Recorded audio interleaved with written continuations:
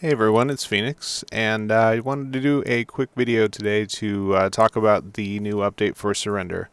I apologize in advance if my voice is a little hoarse. It was actually my birthday today, so I've been talking a lot more than usual, so it's kind of a little raspy, but I just wanted to talk about some of the changes because it's a really big update. I've actually rewritten a whole bunch of the core engine, and I'm going to continue work on developing it, but just to give you a little bit of an idea of what I've been working on, part of it involved basically reprogramming support for literally every set in the game. Deadlands DLC did a lot of changes to a lot of gear, and a lot of the cooldown timers were off. There were also a lot of problems with the previous versions where there were issues with desyncs, where an ability's cooldown, because one of the things that this add-on supports is a cooldown for a tracker for cooldowns for anything that says, like here, these effects can occur once every 12 seconds. Normally the game doesn't track that, but any set that has one of those cooldowns, Srendarr will track if you go into the add-on settings and assign that to a particular place. So you've got all these frames. They're numbered. If you unlock, you can see the numbers and you can move them around. And under the aura display, you can change how they look. You can make them just icons stacking up, left, down, right, whatever. You can have it like this, where they have the name next to them and a bar. There's all kinds of configuration for that. You'll have to dig into this. I have some videos for configuring it on the add-on page, but if you go down here and you go look at your proc cooldowns, this will be whatever window you assign this to. This is where those are going to track. So right now, this window right here, I don't know if you can see my cursor, so I'm trying to pop over the icon so it pops up the. So it's going to go here on mine. So when that cooldown hits, you'll get a countdown until you can use that again. So that's really cool. There was a problem though in the previous versions with that getting desynced. And without getting too much into it, there was the specific reason was that there are certain events or certain results values, and let's see, like what would one of them be? Well, they each have a specific global name in the game's client, which is assigned to a number. Anyway, this will be a number when an ability hits. I think 2240 is the code for when you've gained the ability. The problem was the game actually will send the same ID, the same ability ID, or the same number that is associated with, like, for example, Burning Spellweave procking. When it procs, and that number for Burning Spellweave will have then an additional number next to it, along with all this other data for the result, which will be 2240 when it's gained. However, a lot of these sets, when they update, will also send additional events every time they tick, or when they fade, they send an event. And if you don't properly handle those, the problem that was happening is the add-on wasn't discriminating between different ones of these events, so when it would come and tick, it would actually reset the timer, or it wasn't properly handling lag, where if you had a cooldown timer and the game client didn't register that the thing had fallen off before it procced again, it didn't know to just reset the timer. It would actually block the ability from procking in Srendarr, though it would actually proc in the game, and so what would happen is Srendarr wouldn't actually have a cooldown timer, and then that would get thrown off and it would just not work. That's all been fixed. It's complicated how it's all been fixed, but part of it has to do with properly handling those code returns, and there's a lot of other stuff behind the scenes. You'll just have to trust me when I say that that's been fixed. I'll just go through a couple of the quick things. So fix the set cooldowns becoming desynced was a big one. Fixed set cooldowns that were triggering from other players' proc events. That's another one, and I'll talk about a little bit how I fixed that later. I'm just going to go through these real quick, and then I'm going to show you some of the sort of how the mechanics of the sets work. I was going to actually get into the cooldowns, but let me just go through this really quick. So I fixed a bunch of stuff, so I made some notes. Fix set procs like Burning Spellweave, some other ones that were constantly resetting, like I talked about, so that won't happen anymore. The timers will always be accurate. They won't reset. They won't get out of sync. It's really cool. Fixed Thrashian Stranglers not falling off when you walk through doors, since the game cancels that buff from that mythic item when you go through doors. Added new debug option under the I don't know, if you look into the debug section, there's actually a lot of cool things. You can show the ID for any of your auras that are active, so you can actually see that number, like I said before. Like if Burning Spellweave proc, you can see what that number of that ability is. But there's other stuff. You can show combat events, so like if you turn that on and you cast an ability, you'll actually see all the associated IDs and stuff. And then there's other things, like there's a verbose mode I'm not going to turn on, but that basically has all the data, and it's really big, and it's really for developer. You would never really want to have that on. Let's see, turn that off. This is a new option I added, only player events. When that's off, like anything you interact with, so like if you're fighting a mud crab and the mud crab hits you, the events from the mud crab will show up, the events you do to the mud crab will show up. It's a big mess. You have to really look to sort through. So now you can just turn on this, and it'll only show things that are from you, which is kind of cool. I also added another option where you can type...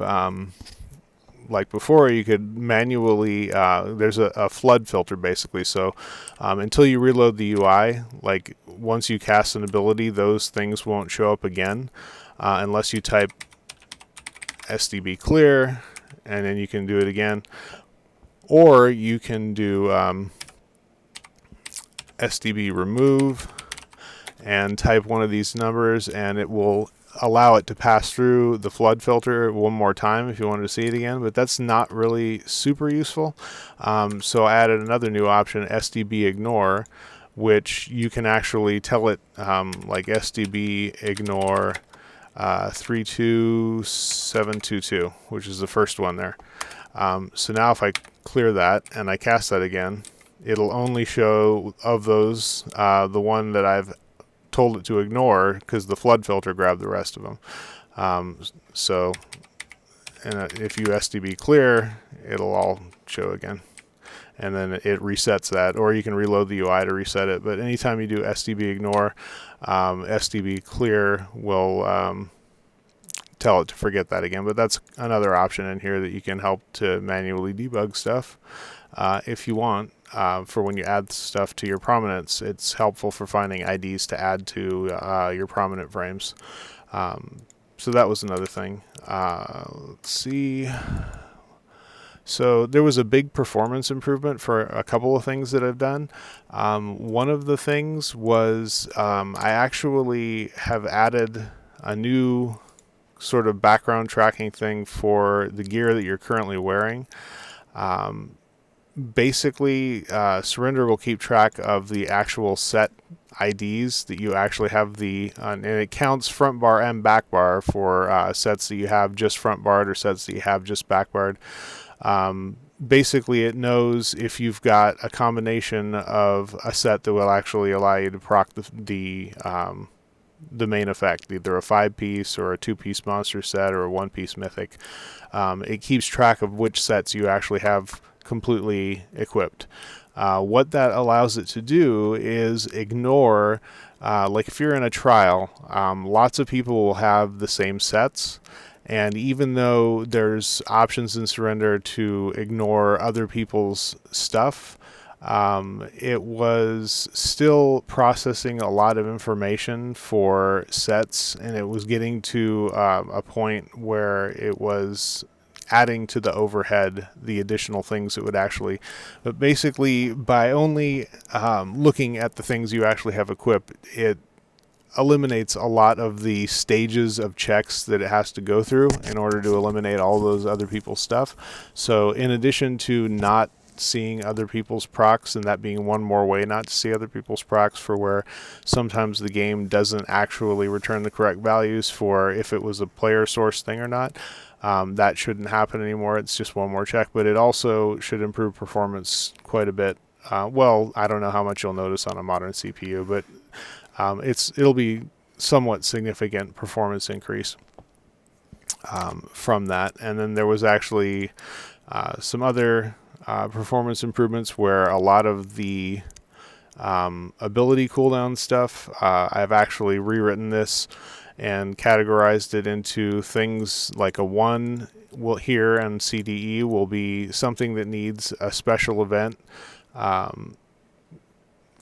Combat event is like this huge,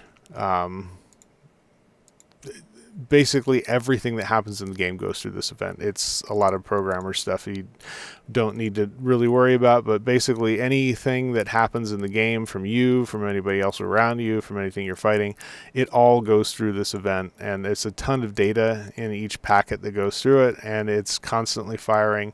So the less you can have go through this, the better. I also already have filters set up in C, so you can add these filter for events, so you can register these things already where it's only looking for specific ability IDs. And so basically I have it go through all of the tables that I actually need this special event, because basically you only need this for things that the game doesn't track natively.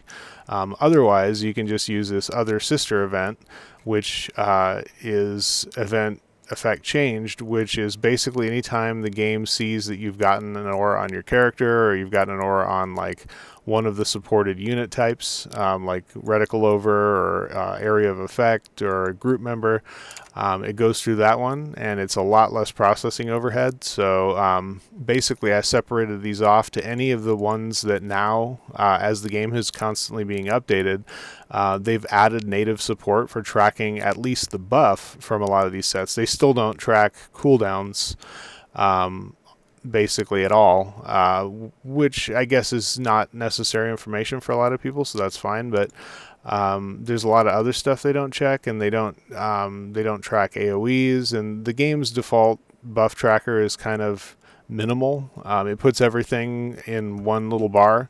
It doesn't track AoEs, and so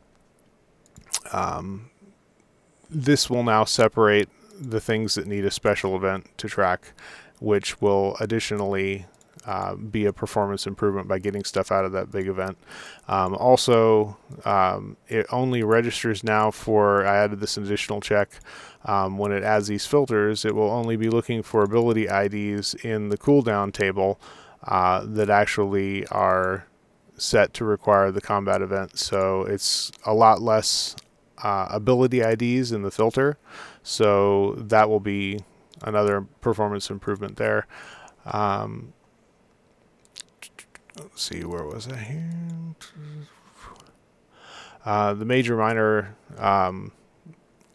effect table was updated, obviously.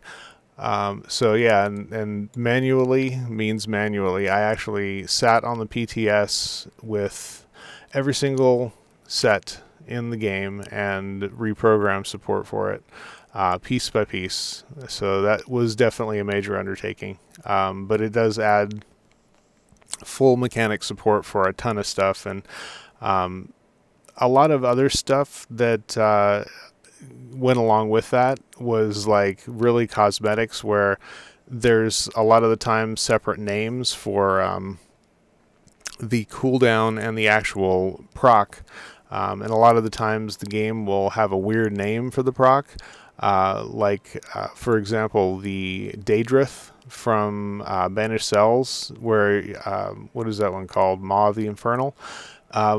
The game's default name for that, since it isn't tracked natively, with a name that you can see, was like Banished Cells 05 or some weird thing like that, which would make no sense to see.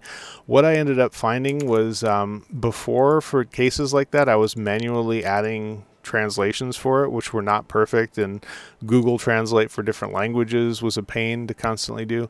Now that I am tracking all the sets that you currently are wearing behind the scenes, that allows me to get a set ID, and then I can use native commands to get the set ID's text name in a localized string. So basically the game has translations for all this stuff, but it's behind the scenes. So by doing it this way, I'm now able to, in cases where the names are weird, instead of manual translations, they've all been shifted to native support using those set IDs, because I can get them now from looking at everything you have equipped. So that was another cool thing. But the cosmetic stuff, I've actually got like all these icons for different things in the game, like warrior icons, healer icons, mage icons, rogue icons. Anytime I ran into a proc or some kind of effect that didn't have its own icon, I gave it one. And basically that gives a lot of sets sort of like a new life, just because they're not boring with, you know, generic icons. They've actually got stuff that's, I've tried to theme, you know, reasonably well to what the effects are actually doing. So that was another kind of big addition. While I was going through all those sets, I tried to add custom names and add custom icons and effects. So most of the rest of the stuff I've talked about, and these are just different sets. I'll just go through a list of a bunch of the different things that I added, but there were just dozens and dozens and dozens of changes there. It's not really something I need to go into. I did want to show kind of, and I'm going to put a time link in the description to get to this point if you don't want any of the detailed stuff behind the scenes, because I'm not even going to go. There's a lot more coding stuff that I won't get into. But just to show like the desync problem, so here's Burning Spellweave. This was one that this had a lot of problems. So when you deal damage with the flame damage ability, any flame damage, you apply the burning status and you increase your weapon and spell damage, and it can only happen every 12 seconds, and you increase it for 8 seconds. So what would happen is it would proc when you do flame damage. So what you see here is the proc. Burning Spellweave procced, and this is the countdown until you can use it again. That's because, like I was showing you before, that is the cooldown. So that's where if you go in here and assign your proc cooldowns to one of these, I've got it on 4, that will show there. So there you can see Burning Spellweave procs, and you can see also on my arms that it's procced. So that's the time until I can use it again. Down here at the bottom right is where I have my actual buffs. So what's that? This is showing how long the proc will actually last. So as you can see, my arms should lose that effect as soon as this timer runs out. So what was happening before with Burning Spellweave was that this timer was constantly resetting every time it ticked, basically. And so the cooldown timer was not accurate, and it threw off the whole thing, so it would get desynced. So this would not be accurate either. So you would see your arms lighting up, but it would not match what you were seeing. So that was one of the ones with the big problem, so I wanted to show that. There's a couple other things in here that I actually wanted to go through real quick. One of the new mythics, this is actually kind of a cool mythic. So after consecutive hits, so there's a hit and there's a consecutive hit. So you can see down at the bottom right, Temper 1, it's tracking how many times I've done consecutive hits, and on the 5th, it procs this guy who charges and stabs your target. So that's got a cooldown as well. That's actually the only mythic in the game that's got a cooldown, which is odd, but now it's got support, which is neat. I'm gonna wait for the combat to drop before I can switch gear again. Oh, you can't equip 2 of those. If you're new to, well, I guess I kind of showed the stack tracking with that last one too. it looks different. You can configure how the, like I said, they can be icons, they can be bars, and the stack tracking will look different depending on if it's an icon or a bar. If it's a bar that has the name of the ability, it'll be in parentheses next to the name. But you can see that it's got full stack tracking support for anything that actually has stacks that build. Like here, everybody knows what the waiting kill does. Every time you deal damage or direct damage, you get a stack of this buff. Then that each stack gives you a certain amount of chance to crit and crit damage. So it maxes at 10 stacks and then falls off gradually as you're not attacking or if you take damage. But it's got full stack tracking support. Valken Scoria was another one that was messed up. That's one that procs, I think, on when you do damage over time, it has an 8% chance to drop a meteor. This one was really broken as well. It was like also constantly resetting this and getting desynced, which because of the rewrite is no longer a problem. The timer is always correct. What is not correct, which is weird, is for some reason, I don't know if it's because where I put this training guy, because he's kind of clipping with his building. I've noticed that I don't see proc effects a lot of the time. Maybe if I moved him it would be better. Like that little circle where the meteor is about to hit doesn't always show up. So like I could go through a lot of these. I just kind of wanted to give you an idea. One thing that's really cool is a lot of the, and there's another one I actually wanted to show you guys that I don't have prepared here. Let's see, where is that one anyway? It's light dungeon set. Let's see if I can find it real quick here. I think it's actually a medium set. Yeah, there we go. Essence Thief. So there's a couple mechanics, mechanic intensive sets that I have support for that came out really cool. Essence Thief was one of them. So as you can see, it's proc the cooldown. It's got this AoE here though. So Essence Thief, when you deal damage with light or heavy attacks, it drops that essence pool somewhere around your target. It only lasts for 5 seconds and then it goes away. And then you have to wait your 10 seconds for the cooldown to come up again if you don't collect it, which sucks. So you have to run and collect it. But if you go run over to that and walk through it, drawing from the pool heals you for whatever equivalent to your, I think it scales off of your maximum resource pool. But it restores health and stamina, and it increases your damage done by 10% for 10 seconds. And you can spawn a pool every 10 seconds. So if you're collecting those pools all the time, especially on a stamina character, you're getting tons of resources back every 10 seconds, and you are doing 10% more damage pretty much all the time. It's a really unique set, and it's not got terrible stats, so you could pair that with a lot of things that have tons of crit, and it would be a really good set. But as you can see, it procs that, and it automatically collected at that time, so I didn't even get a chance to show you. So now I've got the increased damage buff on me. That's what Essence Thief is tracking down here. You can see it's a different icon once it's actually procced. Let's see if I can get it to... don't see, because so now the AoE is there. Now if I run through that, you see I've actually coded it so if you collect it, the AoE tracker, it sees that you've collected it and it cancels. So the mechanics are like, and it's got different icons for everything, which is neat. So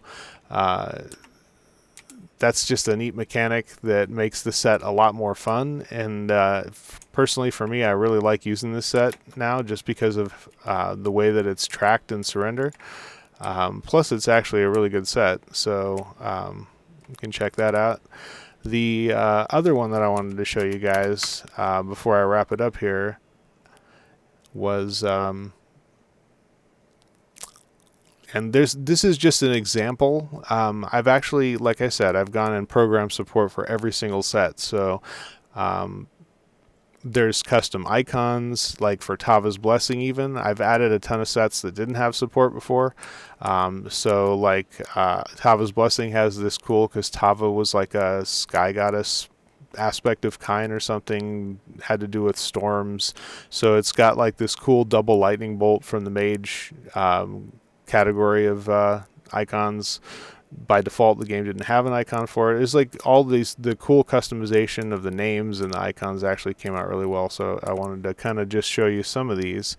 So this is another one that was pretty mechanic intensive. The Haven of Ursus. It's a dungeon set. I can't remember where it comes from off the top of my head. But when you take damage, when you're under 50% health, and this is a heavy set, so this is obviously in double health and healing taken. This is a tanking set. But when you take damage, when you're under 50%, you summon this Spirit of Ursus, which is like the Srendarr will track it as an AoE. In addition to the cooldown. So for 6 seconds, there'll be this bear sitting there with like a aura around it, and any of your group members or you can actually hit your own synergy on this one, which is kind of neat. If you're solo, you can actually use your own synergy.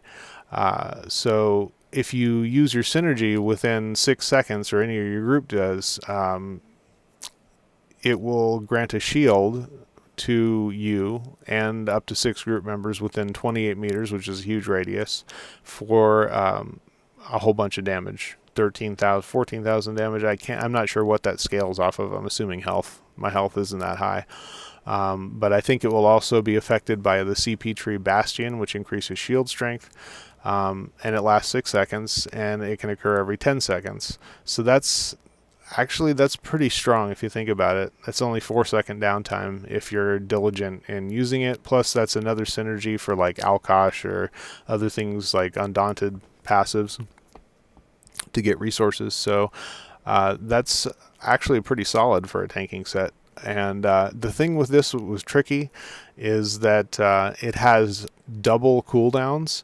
So, and it's not really intuitive. So, okay, so if you hit the proc and you get the bear, it will come up with a 10-second cooldown until you can proc the bear again. But that's only if someone doesn't hit the synergy. If someone hits the synergy, then that cooldown becomes 20 seconds. But it's actually 30 seconds. It's because the cooldown timer for the bear proc, the 10-second proc, doesn't actually start counting down until after the effect from actually using the synergy has ended. So it's effectively 30 seconds until you can use it again. So that had to actually be all coded. And in the process of doing that, I actually went and gave it custom icons and custom names and made sure everything was really cool looking. So let me go ahead and get myself close to death so I can show you how it actually works. Let's see. I love the PTS. You can just grab whatever old ability that you need at any time. Alright, so let's go ahead and kill myself some more. Okay, and so there's the bear procced, and you can see here is the AoE counting down until that goes away. So that's gone. This is until I can actually get the bear to proc again by getting damaged while under 50%. So now if I get hit, see, and that's weird. The game actually, it's there. You see the synergy pop up down there. Sometimes I think on the PTS, it doesn't actually show stuff. Like you could see before that Q use Ursus was there, but the bear wasn't there. I only see that happen on the PTS. It's weird. So anyway, so like next time, okay, so I'm going to go ahead and hit the synergy this time before the bear AoE runs out. And you can see that's actually giving me this shield buff, which it tracks down here. It's changed the icon, and it's got the longer cooldown tracking now. So I now will not be able to proc that bear again until this full duration thing has expired. But as long as I'm under 50% and that crab hits me, as soon as that goes away, that should proc on the next hit. So there it is. And that whole mechanic of tracking all those things is totally accurate. Like when that goes out, as soon as these freaking crabs. Of course, it's the enemy that constantly burrows instead of hitting you all the time that I would pick, because of course. So like you can see that as the AoE runs out, the bear's gone, and here's the cooldown about to expire, and the next time I get hit, it'll be back. And if I use the synergy, I get the shield. It tracks the shield down here. You can see like as soon as this goes away down at the bottom right, the shield is gone. And if I make sure that I'm under 50% health, as soon as this goes away, you'll see that the long duration cooldown timer is accurate as well, which is really kind of neat. It really adds a lot to the sets to be able to see when you can use it again, especially for sets that you use for like PvP builds. You can know when to line up your attacks and when to fall back. Like you can just sit there and watch your cooldowns, and when all your cooldowns are up, that's when you know to go in and unload. Otherwise, you have to sort of track that in your brain, and that's a pain. Like especially in combat, you're not going to be super accurate. So being able to track cooldowns is huge. And instead of having to have an add-on for every single individual set in the game, Srendarr now has cooldown tracking for every single set in the game.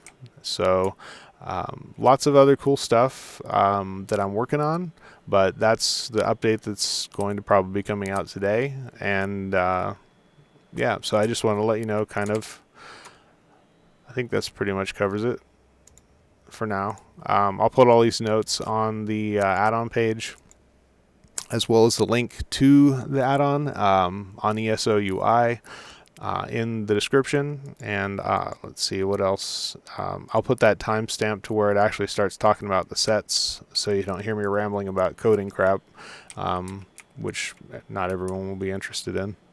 But if you have any questions or comments, this is going to be a big release, so if there's anything that I missed, well, I didn't miss anything, but if there's anything that if you run into any bugs or any kind of issues, you can preferably sign up for an account on ESO UI, which is where pretty much all the add-ons for ESO are at, and leave me a comment there, because that's what I read more often. And I hope you have fun in the game, and I hope Srendarr makes it a little bit better. If you like it, make sure you leave me a like, because that does help, I guess. And have fun. See you later.